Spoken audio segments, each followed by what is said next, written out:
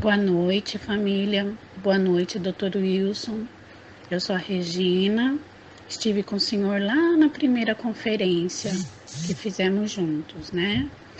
E então estou aguardando a permissão do senhor. Na hora que o senhor quiser começar, eu farei a primeira pergunta, ok?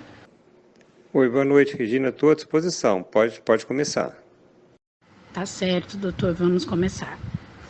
A Eliane, ela quer saber se a eletroneuromiografia é feita em crianças com menos de 2 anos e se nossos músculos e nervos enfraquecem quando estamos resfriados ou gripados. Sim, a gente pode dizer, em haver indicação, a gente pode fazer em nenenzinho até na hora que ele nasceu, né? Então, se a criança teve lesão de plexo braquial, alguma neuropatia aguda, a gente faz na criança com qualquer idade. A única coisa que o médico precisa prestar atenção é que os valores de normalidade diferem com a idade. Só a partir dos 5 anos é que a criança tem os mesmos valores dos adultos. Quanto à segunda questão, pode sim, qualquer situação de estresse, ou físico ou emocional, pode diminuir a capacidade de exercício da pessoa, aumentar a fadiga, e quem já tem uma capacidade menor, né, por uma neuropatia, por uma miopatia, então ele pode sentir mais o efeito aí da gripe, da virose, ou de um estresse qualquer, por exemplo, não dormir à noite, está muito cansado e assim por diante.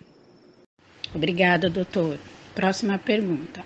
A CMT que pode atrofiar e perder a força da perna inteira até o quadril é das mais comuns ou é uma situação severa? Em geral, a CMT é uma neuropatia com comprimento dependente. O que é isso? Tanto a perda sensitiva quanto a perda motora, ela começa nas extremidades, né? Então, para fazer o pé virar para baixo, o pé virar para cima, os dedos, né? Encurtar, estender, ela vai evoluindo, né? Quando ela chega mais ou menos no joelho, fica fraco para chutar ou para encolher a perna, as mãos começam a ficar fracas e depois ela pode evoluir mais proximalmente. Em geral, no CMT, nas formas mais comuns, pelo menos, o cometimento muito proximal, né? Por exemplo, dificuldade para sentar e para levantar por fraqueza na articulação do quadril, é raro, né? Então, esses casos costumam ser casos que são um pouquinho mais severos do que os outros casos. Certo, obrigada. Agora da Geisa. Ela pergunta quem faz artrodese no pé poderia andar de bicicleta e fazer academia futuramente? E ela tem também uma dúvida. Suas duas irmãs não têm CMT e são filhas do mesmo pai e mãe, e só ela tem. Ela queria se tem como explicar. Bom, quanto à artrodese, né, quer dizer, depois da artrodese, os melhores exercícios são a bicicleta e natação ou uma hidroginástica, né? Fazer academia é um pouco complicado porque não deve forçar muito esse pé mais. Se for fazer academia, tem que fazer exercícios que poupem aquela articulação que foi artrodesada, né? Então, esse é o cuidado que tem que ter, né? Uma outra coisa que eu lembro, quer dizer, quem vai fazer musculação e fazer academia, tem que tomar muito cuidado para não fazer uma carga excessiva, né? Que isso pode prejudicar o CMT ao invés de ajudar, né? A outra pergunta, né, é o seguinte, olha, existem vários tipos de herança no CMT, a dominante, a recessiva, a ligada ao X e a mitocondrial, né? Quando os pais são normais e nasce uma criança afetada, pode acontecer duas coisas, ou é uma herança recessiva, né? Ou seja, o pai tem um gene normal e um gene mutado, a mãe tem um gene normal e um gene mutado, e nesse caso, o gene normal ele é mais forte que o gene mutado, mas a criança recebeu os dois genes mutados, então aí aparece a doença. Nessa situação, a chance de cada filho ser doente é de 25%, né? De ser completamente normal clinicamente, genotipicamente é 25%, e 50% vão ser clinicamente normais, mas vão ter o gene mutado e poderão passar para os filhos se casarem com alguém que também tem um gene mutado, né? A outra possibilidade é que o pai é normal, que a mãe é normal, que os dois genes dos pais são normais, os dois genes da mãe são normais, mas quando foi fazer o gameta masculino, né, o gameta do pai ou da mãe, aconteceu alguma coisa errada. Então a gente chama isso de uma mutação de novo. Então, nessa situação, tá todo mundo normal, mas quando foi fazer o espermatozoide ou o óvulo daquela pessoa, aconteceu um erro e aí a doença nasceu. Né? Nesse caso, os filhos dessa pessoa vão poder também ter a doença, 50% de chance de cada um. Já quando são recessivos, a chance, se não casar com alguém que também tenha mutação, é praticamente nula. Ficou muito confuso? Não, deu para entender. Obrigada, doutor. Essa resposta para a Geisa também já esclarece algumas outras que me perguntaram em relação à academia. Então, o doutor aí já deu uma esclarecida legal, tá certo, pessoal? Então, vamos lá, doutor, para a próxima. O Rangel, do Rio Grande do Norte, ele passou por procedimentos cirúrgicos para alongamentos dos tendões. Pode acontecer de voltar a encurtar com o tempo, porque ele tem sentido ultimamente muitas dores e incômodo de um tempo para cá. Então isso o aflige. Isso pode acontecer de voltar a encurtar? Bom, quanto à cirurgia, né, quer dizer, qualquer cirurgia no CMT, a gente deve pesar bastante, porque como é uma doença que ela é sempre progressiva, a velocidade de progredir varia muito, né? Quer dizer, mas a tendência ela é ir progredindo com o tempo. Então, se você faz uma cirurgia muito precoce, quase sempre você vai precisar de uma outra cirurgia depois. Então, a gente indica a cirurgia quando ela realmente é necessária e a gente espera o máximo possível, né? Para depois tentar corrigir o defeito, porque isso pode voltar. Né? Então é possível sim que ele precise fazer um outro alongamento ou algum outro tipo de cirurgia para corrigir o defeito que ele tem no pé. Por outro lado, né, quer dizer, nem sempre a dor significa um problema ortopédico. Né? Ele pode ter a dor ou alguma disfunção que está incomodando, não porque ele está com um defeito no osso ou o tendão encurtou, mas pela própria neuropatia. Então, no caso dele, eu acho que é fundamental que ele procure o médico dele lá e que eles vejam de onde vem essa dor. Se é uma dor que está se originando uma dor músculo-esquelética, né? Ou será uma dor neuropática, porque o tratamento é completamente diferente. Obrigada, doutor. A pergunta agora é da Sandra Moreira, de Campinas.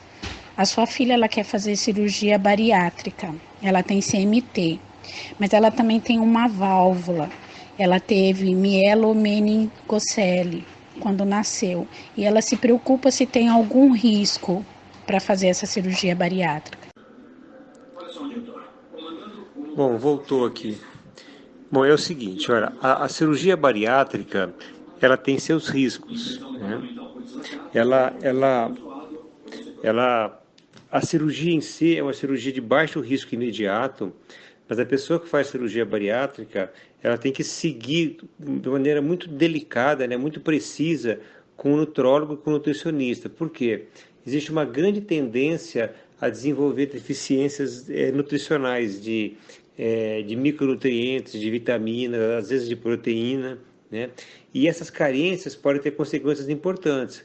Por exemplo, a gente já teve paciente que teve neuropatia periférica, que teve mielopatia, que teve demência, às vezes mais de uma dessas coisas juntas. Né? Bom, voltando para o Charcot-Marie, o que vai acontecer? O paciente com Charcot-Marie ele já tem uma neuropatia.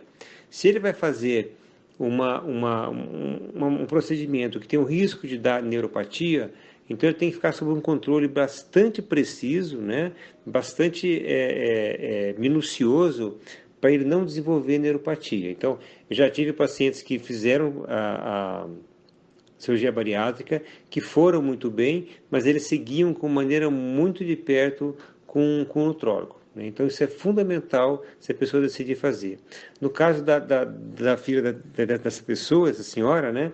Tem a mielite, a mielopatia que ela tem. Então, tem que seguir então, de maneira muito mais cuidadosa ainda. Então, Em princípio, não é proibido de fazer, mas tem que fazer um seguimento muito, muito, muito minucioso. Ok, doutor, muito obrigada. Tá dando sim para entender agora, a conexão tá tudo ok. Vamos para a pergunta da Amanda. Podemos utilizar aqueles medicamentos spray, tipo diclofenaco e demais aerosol? E ela também tem outra dúvida. Se o Charcot 2S é mais uma variante ou somente tipo? Bom, não existe nenhum problema em utilizar esses anti-inflamatórios por spray, né? Quer dizer, o risco é risco semelhante igual de qualquer outra pessoa, né? Quanto ao Charcot, ele é assim, eu vou simplificar, né? Mas ele é dividido em dois grandes grupos, o CMT1, que é a forma mielínica, e o CMT2, que é a forma axonal. Aí, cada um desses grupos, ele recebe outras denominações, que são as letras, que identificam o gene que está comprometido. Então, por exemplo, CMT1A é o CMT desmielinizante, dominante, que tem mutação, que é a duplicação do gene PMP22. CMT2B é o CMT1B, é CMT desmielinizante, dominante, que tem mutação no gene que chama MPZ. CMT1C é o gene LITAF. Então, o CMT2S, né, ele é o CMT axonal, que tem mutação num gene específico, né? Então, é assim que a gente denomina os pacientes com CMT.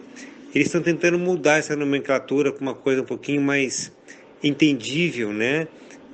Mas por enquanto é essa classificação que exige. Então, o CMT2S é o CMT axonal que tem a mutação num gene específico. Ok, doutor, tá tudo entendido sim. Agora, a Selma, de Campinas. Às vezes aparecem manchas roxas no corpo todo, como se fosse batida, mas não dói. Ela quer saber se isso é relacionado a CMT. Inclusive, assim, eu também tenho esse tipo de manchinha. Seria até bom para meu esclarecimento também. Olha, em princípio, isso não está relacionado com o CMT, né? Precisa ver o que são essas manchas, se é fragilidade vascular, se é pequenas hematomas, mas em princípio não está relacionado com o CMT. Tem um único CMT que pode que facilitar aí formar hematomas, mas é uma forma muito, muito rara, né? Às vezes, as pessoas que têm CMT acabam por uma proteção excessiva, etc., acaba tendo uma pele um pouquinho mais frágil, então tem tendência a fazer pequenos hematomas aí subcutâneos, como acontece em pessoas de idade, que tem aquela fragilidade capilar, né? Mas isso não é uma consequência direta da mutação, não. Se isso persistir e for importante, eu sugiro que você consulte aí um dermatologista. Ah, tá, entendido então. A Selma tem outra pergunta, doutora. Ela foi na cardio e o colesterol dela tá 248, perdão, e o triglicerídeos a 185. E ela queria saber se ela pode tomar o estatina, que no caso é simvastatina, se tem algum problema. Olha, esse é um grande problema, né? O pessoal que faz clínica médica, clínica geral, cardiologista, nutrólogo, eles estão prescrevendo muita estatina. Agora, as estatinas podem dar miopatia, talvez possam dar neuropatia associada, né? Então, elas poderiam piorar o Charcot-Marie, ou por operarem a doença, ou por darem uma outra doença neuromuscular associada. Então, assim, o que a gente recomenda é que, se for possível, controlar o colesterol ou a hipertrigliceridemia com medicamentos, com dieta e com exercício, seria muito melhor. Se não for possível, ele podia pedir para o médico dela, né, prescrever uma estatina que dê muito menos miopatia, muito menos neuropatia que a simvastatina. Existem outras estatinas mais modernas que dão muito menos complicação, embora elas deem complicação. O problema é que me parece que essas estatinas mais novas, elas não estão disponibilizadas no SUS, né? Mas a pessoa que tem Charcot-Marie e deveria tentar fazer o maior esforço possível para não usar a estatina, ou, se for usar, para tentar usar uma dessas mais modernas, que dão menos miopatia, menos doença neuromuscular. Sempre é uma questão de pesar os riscos e benefícios. Então, se o colesterol for muito alto, se a pessoa tiver um risco muito grande de ter um infarto, um AVC, aí paciência. Mas se não for o caso, né, então acho que a pessoa tem que pesar muito bem com o cardiologista aí o que é bom para ela naquele momento. Obrigada, doutor. Agora o Pedro Ungarelli. Ele queria saber como se chama a eletroneuromiografia feita com estímulos de calor e não de choque elétrico. Bom, existe uma forma da gente estudar as fibras que transmitem o calor ou o frio, né? E isso chama-se SHAPS, né? É o contato Richter evoca impotência potencial evocado pelo calor, né? No Charcot, ela não tem muita utilidade para a gente fazer o diagnóstico, porque ela compromete, ela estimula as fibras finas, do calor e do frio. E essas fibras, elas não ajudam no diagnóstico Charcot, elas são úteis para a gente fazer diagnóstico de dor, de neuropatia dolorosa, de dor neuropática, mas não para a gente fazer a diagnóstico de neuropatia de fibras grossas. E a maior parte do Charcot é uma neuropatia de fibras grossas. Então o SHAPS, ele é muito útil, né? A gente faz aqui em Ribeirão, faz em mais 3 ou 4 lugares aí do Brasil, mas realmente para o Charcot ele acaba não sendo um meio de instrumento muito válido, a não ser que a paciente ou o paciente apresentem dor muito intensa. Certo, doutora, entendido. Agora a Maria Helena, ela quer saber o seguinte: qual a melhor fisioterapia que o senhor indicaria sem ser na água? Porque ela tem uma fraqueza diafragmática e não consegue ficar muito na água. Ela se cansa muito, a pressão dela sobe, o coração acelera. Então, ela queria saber a opinião do senhor. Bom, é difícil falar sem poder ver a pessoa, sem examinar, né? Mas nesse caso, provavelmente a fisioterapia que ajudaria mais, eu acho, seria uma fisioterapia passiva, né? Inicialmente, quer dizer, o fisioterapeuta vai fazer a maior parte do esforço. À medida que a paciente vai melhorando, então ela poderia aí ele mesmo, né? Quer dizer, o paciente ou a paciente começar a fazer um pouco de atividade, mas e o que eu indico de início, pelo menos, seria uma fisioterapia passiva na maior parte do tempo, né? Quanto ao tipo de exercício, vai depender muito da fraqueza e das deficiências, né? No caso dela, sim, eu acho que a fisioterapia respiratória, para tentar reforçar uma estrutura respiratória, seria muito importante, talvez o mais importante. Mas realmente eu precisaria de mais dados, né? Como está a gasometria, como está a força muscular, para eu poder dar uma informação mais precisa. Certo, doutora, obrigada. Agora a Suelen, ela quer saber se algum tipo de Charcot pode dar alteração na ressonância do encéfalo. Pode sim. Tem algumas formas de Charcot que são raras, podem dar alteração no sistema nervoso central, né? Por exemplo, mutações na conexina 32 podem fazer isso, né? E agora existem outras neuropatias hereditárias que também podem dar alteração no encéfalo, né? Então, sempre que um paciente com uma neuropatia hereditária tem alteração no encéfalo, a gente tem que pensar em Charcot-Marie, mas também tem muitas outras neuropatias metabólicas que a gente tem que estudar, né? Que a gente tem que investigar. Então, nesses casos, o diagnóstico diferencial, né? O exercício diagnóstico, ele é muito mais amplo até a gente chegar numa conclusão final. Entendi, sim, doutor, obrigada. A Sabrina, agora do Rio Grande do Sul, ela quer saber o que são potenciais de reinervação em eletroneuromiografia e o que é desmineralização uniforme, ambos CMT1A.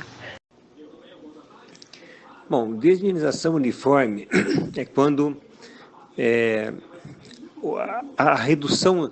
Bom, vou começar do começo. Né? Imagina assim, o nervo ele é como um fio, né? Tem a parte de metal de dentro, que seria o axônio, e a parte da mielina, que seria a capa de plástico do nervo. O impulso elétrico ele está na parte de metal, Mas quem controla a velocidade de condução é a mielina. Então, quanto mais mielinizado for o nervo, mais rápido vai ser a velocidade de condução daquele nervo, né? Em algumas doenças, o que acontece? Imagina um fio grandão, a capa de plástico ela vai derreter em alguns pontos desse fio. Então, nos pontos que não estão derretidos, a velocidade vai ser normal e, de repente, naquele ponto derretido, vai diminuir a velocidade de condução. Depois volta a ficar normal, depois diminui de novo. Isso a gente chama de velocidade de condução não uniforme. No CMT1A tem redução da velocidade uniforme. O que significa isso? É como se a espessura da camada de plástico, né, que envolve o axônio, que envolve a parte metálica, tivesse diminuído ao longo de todo o nervo. Então, a velocidade vai estar reduzida na mesma proporção ao longo de todo o nervo, né? É isso que a gente chama de velocidade, redução uniforme da velocidade de condução. Potenciais de reinervação, o que significa isso? No Charcot-Marie a gente tem duas forças atuando. Uma força que está lesando o nervo, que está promovendo a degeneração axonal, e uma força que está tentando evitar isso, né? Então, esses potenciais de reinervação é uma tentativa daquelas fibras que estão normais de ativarem aquelas fibras que não estão funcionando. Deu para entender? Tá bem explicadinho sim, doutor, obrigada. Agora, a Ângela, ela quer saber se a síndrome do túnel do carpo tem a ver com CMT e que remédios para o estômago pode se tomar. Bom, tinha saído fora de novo. Bom, o síndrome do carpo ela é a neuropatia mais comum em todo o mundo, né? Quer dizer, ela não tem nada a ver diretamente com Charcot-Marie. Ela pode dar em pessoas que mexem muito o punho, dona de casa, trabalhador relojoeiro, trabalhador braçal, gente que escreve muito, gente que tem hipotiroidismo, gente que tem hipertiroidismo, gente que está acima do peso, gente que tem estrutura óssea fina. Então, assim, a síndrome do carpo ela é a neuropatia mais comum em todo o mundo, né? No Charcot-Marie é difícil diagnosticar o túnel do carpo, principalmente no Charcot-Marie tipo 1, que é o mielínico, porque o síndrome do túnel do carpo ele é uma lesão mielínica também, né? Então é uma situação muito difícil. A gente pensa em túnel do carpo no Charcot-Marie quando a pessoa tem o Charcot-Marie e queixa de dolorosa nos membros superiores parecido com o túnel do carpo. Por exemplo, a pessoa está dormindo, a mão começa a formigar, aí ela acorda, chacoalha a mão, melhora, volta a dormir, o formigamento aparece de novo, as coisas começam a cair da mão, né? Então, o Charcot-Marie aparentemente não é um fator predisponente para túnel do carpo, mas pessoas que têm Charcot-Marie podem desenvolver túnel do carpo. Nesse caso, o diagnóstico é difícil e as queixas provavelmente são mais importantes que o exame clínico e que a eletromiografia nos pacientes com Charcot-Marie mielínico, né? Quanto à medicação para o estômago, depende muito do tipo se é queimação, se é azia, se é regurgitação, né? De uma maneira geral, sempre olhar na bula e ver doenças que dão neuropatia e tentar evitar essas doenças. Às vezes, por exemplo, causa carência de B12, então você procura tomar B12 ou comer um pouquinho mais de queijo, de iogurte, de carne aí, para repor essa B12 que está sendo consumida, por exemplo, por alguns antiácidos, omeprazol, que podem diminuir um pouco a absorção da B12. Mas, em princípio, não existe contraindicação absoluta para nenhuma delas. E eu sempre digo, né, que os pacientes com Charcot-Marie, que tem uma neuropatia já, sempre que vai tomar um remédio, tem que olhar na bula para ver se aquele medicamento causa ou não neuropatia e aí discutir com o seu médico se vale a pena correr o risco ou não de fazer aquela utilização. Certo, doutor, entendido. A Jéssica Souza, ela tem a seguinte dúvida. Uma pessoa com polineuropatia periférica, mas que não tem nenhum outros casos na família, pode ter CMT? Olha, pode ser CMT, depende das características da neuropatia, da história do paciente, né? Mas pode ser muitas outras causas, né? Quer dizer, tem centenas de causas de neuropatia. Ela precisa, sim, procurar um neurologista e investigar, né? Não dá para a gente dizer que qualquer neuropatia é Charcot-Marie. E existem causas adquiridas que causam neuropatias crônicas também, e às vezes começando na infância. Então, assim, precisa fazer uma avaliação bem detalhada com um neurologista para decidir, né, para chegar à conclusão se essa neuropatia é ou não hereditária e como ela deve ser avaliada. Mas que é possível, é possível. Ah, tá certo então, doutor. Olha lá, Jéssica. Olha a dica. Agora a próxima pergunta é da Cláudia, a mãe da Clarinha. Ela quer saber sobre a ação do estrogênio em CMT e se esse hormônio pode contribuir para a aceleração da doença. Os hormônios femininos, mas principalmente a progesterona, eles podem ter um efeito na CMT, sim, mas isso é um efeito teórico por hora, né? Então, no CMT1A principalmente, poderia haver uma importância dos hormônios femininos para acelerar ou fazer piorar a doença, mas como eu disse, isso é teórico, isso não foi provado na clínica, embora ocasionalmente algumas mulheres, né, com CMT deem uma piorada durante a gravidez, né? Nas outras formas de CMT, não tem nenhuma demonstração que os hormônios femininos sejam importantes, né? Então, fora o CMT1A, nas outras formas, provavelmente eles não são importantes, e no CMT1A é uma coisa que está em estudo, mas provavelmente a progesterona seria mais importante do que o estrógeno. Mas, como eu disse, é uma questão que ainda está sendo investigada.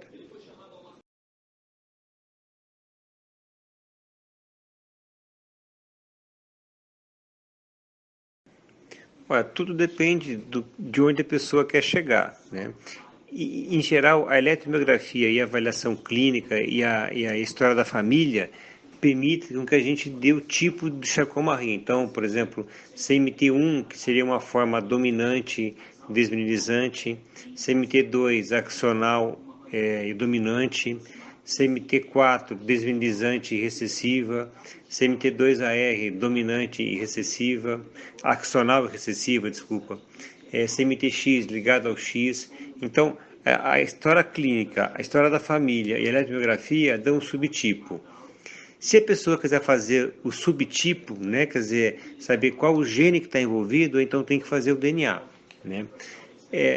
Para que vai fazer o DNA? Tudo depende muito do objetivo da pessoa na vida, das ambições, quer dizer, do que aquela pessoa quer fazer. Vamos supor, se a pessoa quer ter filho e não quer correr o risco de passar para o filho a doença, então ela tem que saber o subtipo, desculpa. Se a pessoa tem esperança de entrar em algum ensaio terapêutico, né, de testar alguma droga, então saber o subtipo também é importante, né? Então tudo depende assim da pessoa conversar com o médico que está seguindo e ver assim para cada um o que é útil e o que não é útil fazer, né? No momento onde não existe ainda tratamento específico para cada subtipo de CMT, a pessoa não vai estar perdendo muita coisa.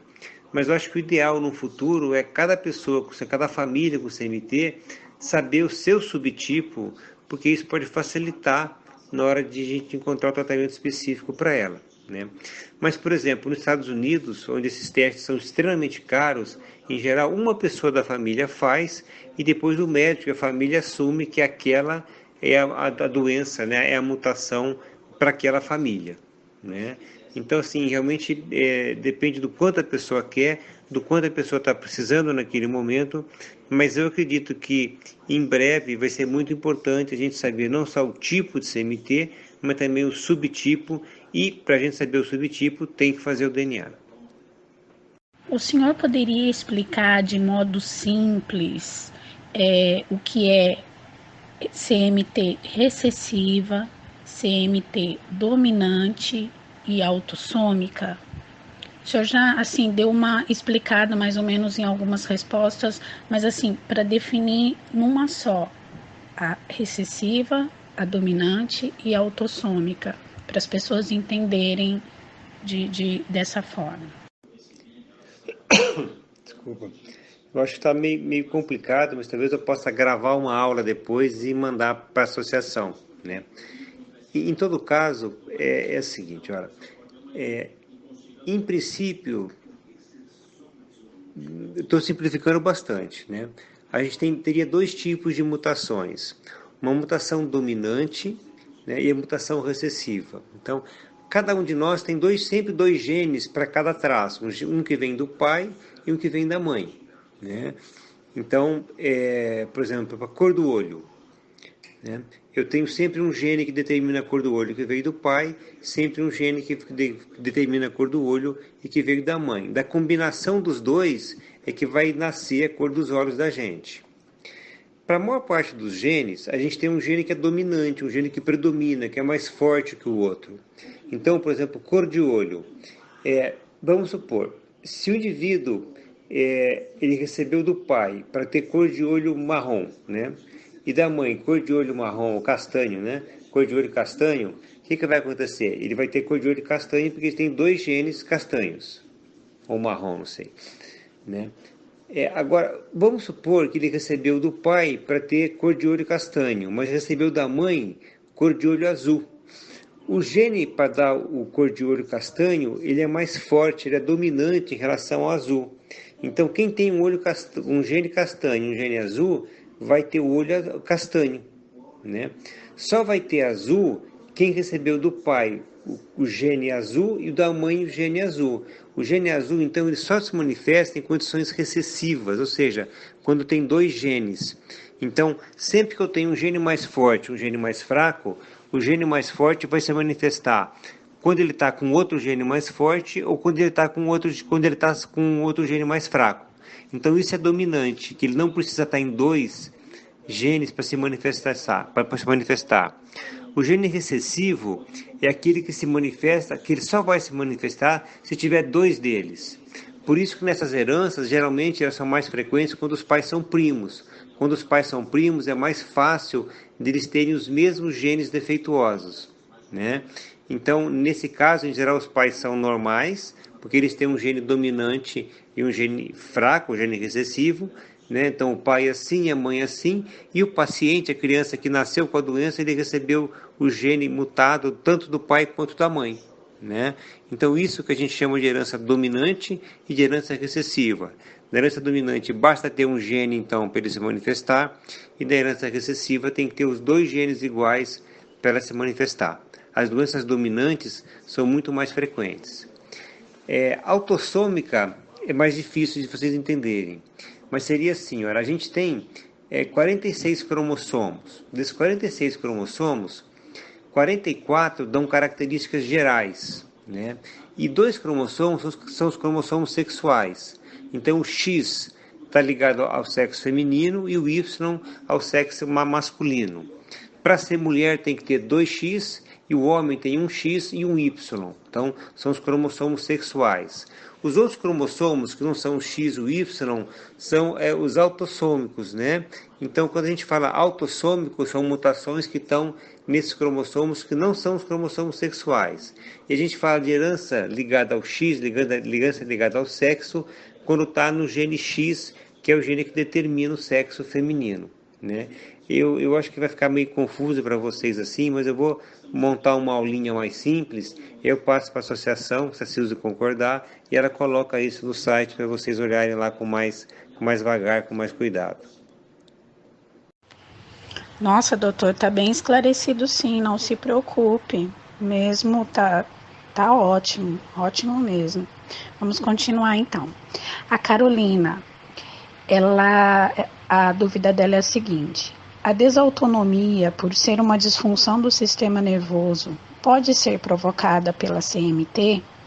E uma vez diagnosticada, quais seriam os tratamentos? Bom, a desautonomia, ela pode ou não fazer parte do quadro de CMT. Na maior parte dos tipos de CMT, a desautonomia não é uma manifestação importante, né? Em alguns tipos específicos ela é importante, em alguns tipos de neuropatia hereditária a desautonomia é a manifestação mais importante.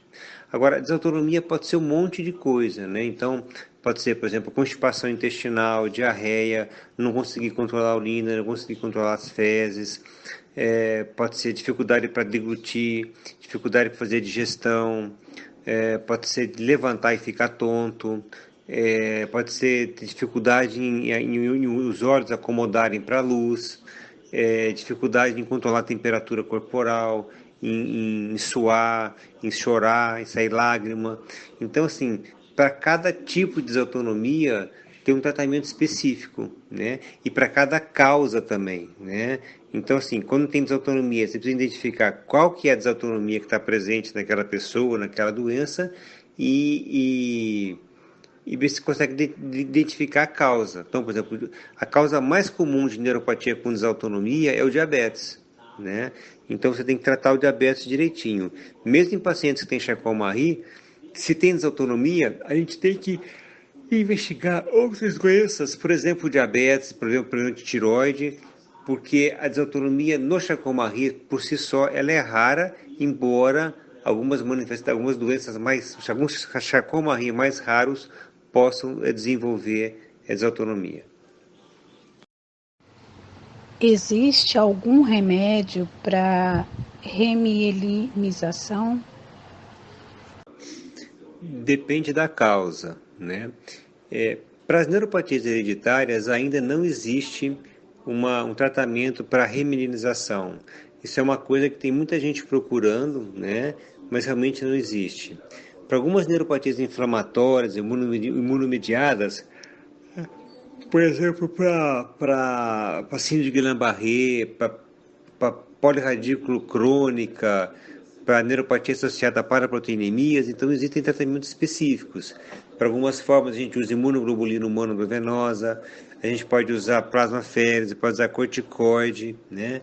Então, para as formas adquiridas, existem sim medicamentos que tratam a doença, né? E aí vai haver a remedialização. Para as formas hereditárias ainda não existe uma maneira de a gente conseguir isso. Certo, doutor, obrigado. Estamos finalizando, viu? O João Humberto, ele tem a seguinte dúvida: a mãe é portadora e sente muita queimação nos braços e nas pernas. Poderia ser alguma consequência do Charcot ou alguma outra patologia essa queimação? Olha, pode ser do Charcot, mas antes que a gente atribua ao Charcot, a gente precisa fazer uma investigação mais ampla e afastar outras doenças que são muito mais comuns que o Charcot e que causam queimação. Por exemplo, a neuropatia diabética, a neuropatia pela tirotoxicose, carências vitamínicas, né? Então, assim, poder pode, mas precisa ter certeza que é do Charcot mesmo, porque pode ter um tratamento específico para isso, né? Então, se for deficiência de B12, tem que tomar B12. Se for excesso de B6, tem que parar de tomar B6. Se for carência de B1, tem que tomar B1, né? Então, é muito importante que a gente faça uma investigação para ver se a queimação faz parte ou não do quadro. Lembrando que, em geral, queimação não é uma manifestação muito comum no Charcot-Marie, embora isso não afasta o diagnóstico e pode acontecer ocasionalmente, sim. Certo, doutor. Agora, a Soraya Regina, de São Paulo, ela queria saber sobre o Charcot tipo 3, Degerine Sotas, e sobre o comprometimento respiratórios.